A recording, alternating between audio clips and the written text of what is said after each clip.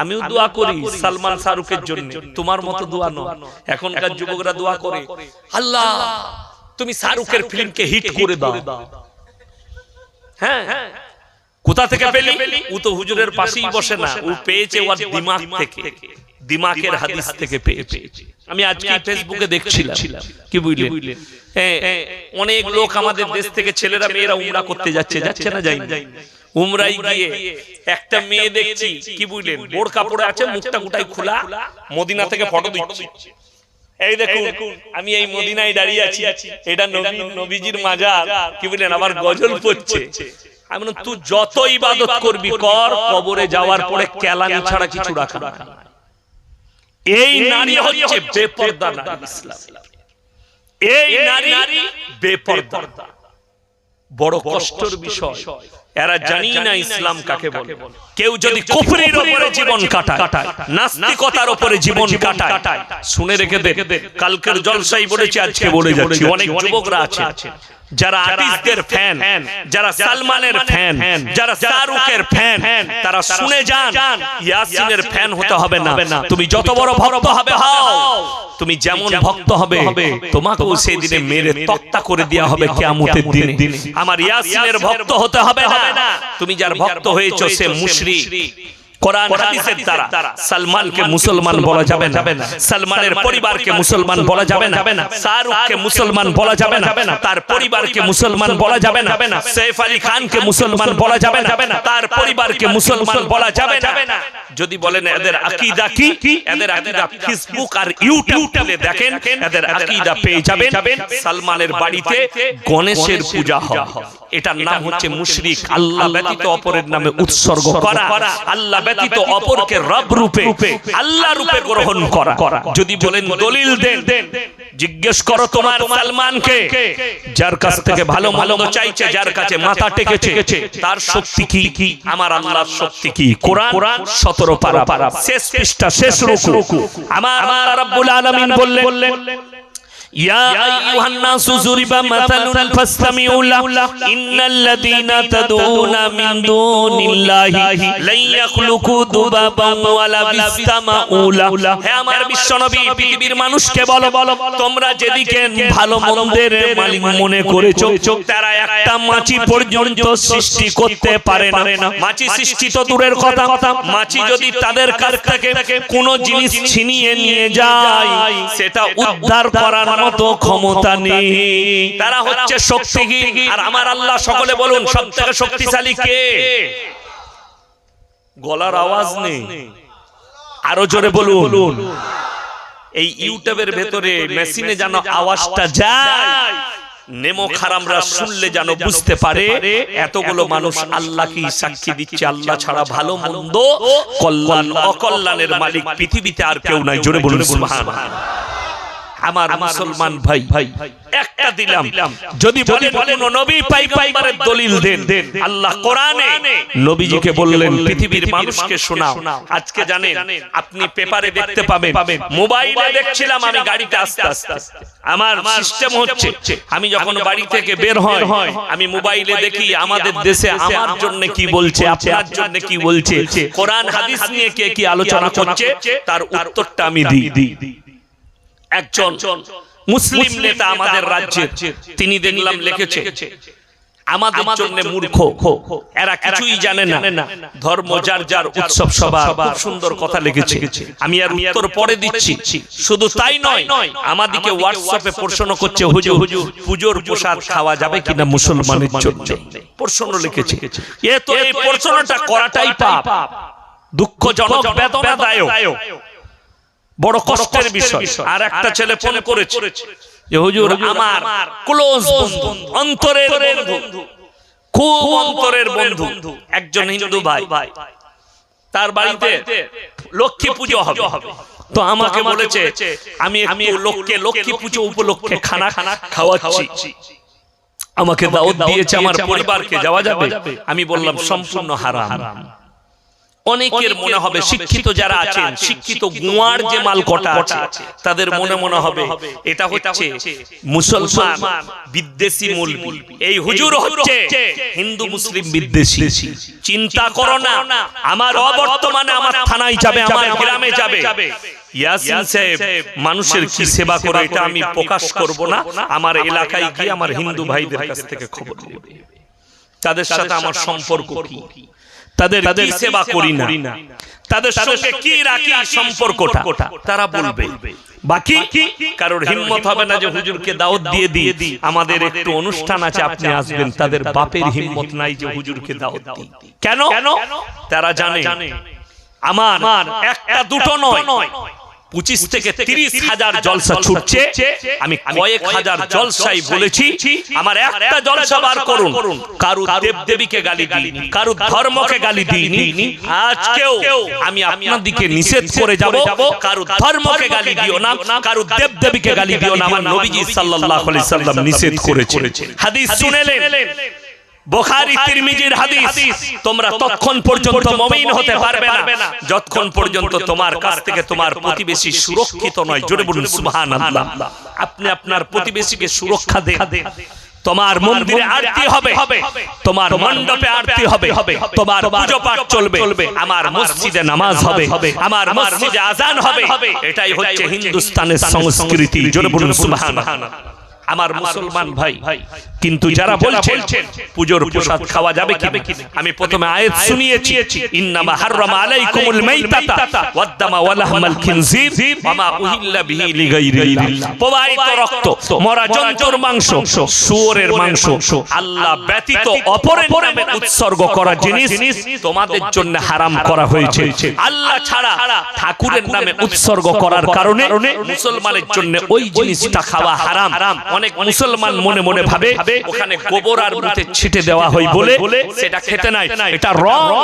যদি গোবর আর মুখটা ফ্যাক থাকতো আমরা মৌলবীরা বলতাম উপরেরটা ফেলে দিয়ে তলারটা খাবি। কথাটা বুঝতে পারেন? কিন্তু এটা ফ্যাক্ট নয়, আসল ফ্যাক্ট হচ্ছে আল্লাহ ব্যতীত অপরের নামে উৎসর্গ করার কারণে তোমাদের জন্য হারাম করা হয়েছে। আপনি আরো একটু আগে চলুন, আপনাকে বুঝাই। আমার আল্লাহ রাব্বুল আলামিন কোরআনে নবীজি সাল্লাল্লাহু আলাইহি সাল্লামকে বললেন, ওয়াজকুর ফিল কিতাবি ইব্রাহিম ইন্নাহু কানা সিদ্দিকান নাবিয়্যা। হে আমার বিশ্ব নবী, পৃথিবীর মানুষকে বলো ইব্রাহিম হচ্ছে আমার একজন সত্যবাদী নবী। জোরে বলুন সুবহানাল্লাহ। সিদ্দিক মানে হচ্ছে সত্যবাদী। হে আমার নবী, পৃথিবীর মানুষকে বলো তিনি তিনার আব্বাজানকে দাওয়াত দিচ্ছেন। ইব্রাহিম নবীর বাপের তিনটে কাজ ছিল, কটা বললাম? কথা বলেন কটা? তিনটে। এক হচ্ছে মূর্তি তৈরি করা, মূর্তি পূজা করা, মূর্তি বিক্রি করা। আমি একটা ফেসবুকে দেখলাম একজন খুব নাম করছে, একটা মুসলিম ছেলে 2-24 পরগনার মধ্যে কোথাও বাড়ি হবে, সে ভালো শিল্পী, সে মূর্তি তৈরি করছে। তো আমাকে একজন পাঠিয়েছে, হুজুর এটা কি ঠিক হবে? আমি বললাম সম্পূর্ণ হারাম, তার জন্য জাহান্নাম রেডি হয়ে আছে ইস্তেগফার না করা পর্যন্ত। আরো দলিল দেবো একটা একটা করে, শুনেন এটা। ইব্রাহিম নবী নিজের আব্বাজানকে দাওয়াত দিচ্ছেন, ইস ক্বালা লিয়াবিহি ইয়া আবাতি লিমা তা'বুদু মা লা ইয়াসমাউ ওয়া লা ইউবসিরু ওয়া লা ইউগনি আনকা শাইয়্যা। হে আমার আব্বাজান, আপনি কাদের উপাসনা করছেন? যারা হাত পা নাড়তে পারে না, কথা বলতে পারে না, যাদের কোনো নিজস্ব ক্ষমতা নেই। আপনি এই শয়তানের রাস্তা ছেড়ে দিন আর একমাত্র আমার আল্লাহকে বিশ্বাস করুন, আমাকে নবী রূপে বিশ্বাস করুন। ইব্রাহিম নবীর বাপ इब्राहिम नबी के विश्वास करें, उत्तर दिए हमारे माबूदों के बारे में अगर और एक लफ्ज कहा तो तुमको पत्थर से मर्डर कर दिया जाएगा, তোমাকে মার্ডার করে দেয়া হবে। ইব্রাহিম নবী আল্লাহর কাছে কেঁদেছেন, আল্লাহ গো আমি বারবার দাওয়াত দিচ্ছি।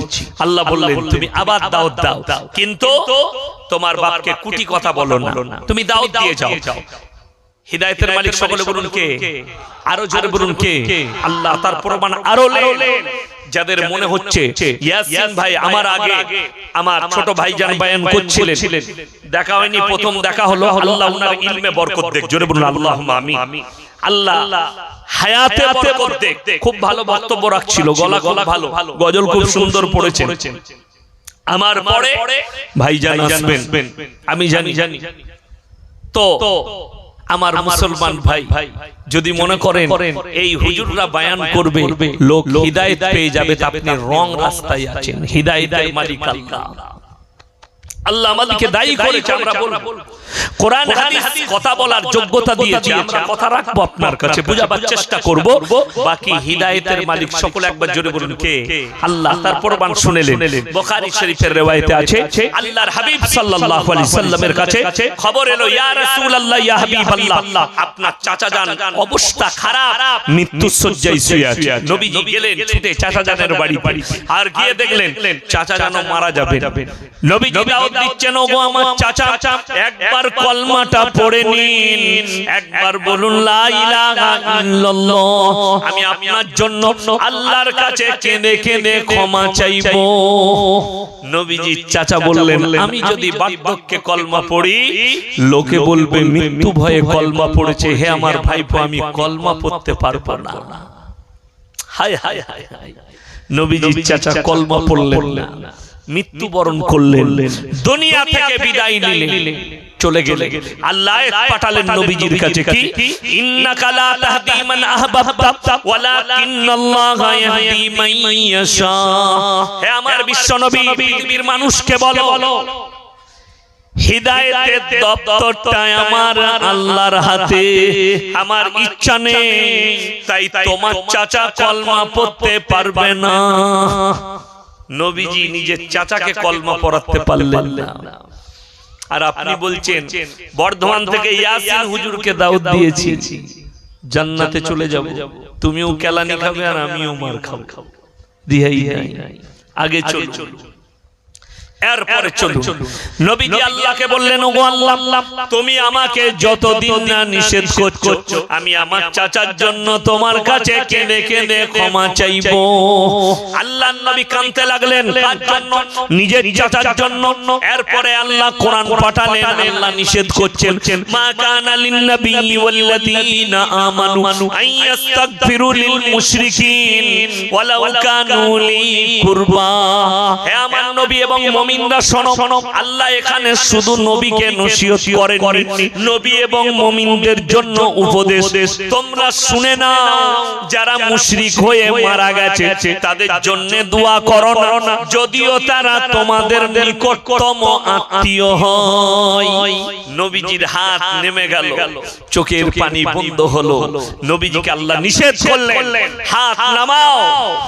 যে নবীর দুশমন, যে আল্লাহর দুশমন, যে মুশরিক হয়ে মারা গেছে, সেই চাচার জন্য তুমি দোয়া করতে পাবে না যদিও তোমার আত্মীয় হয়।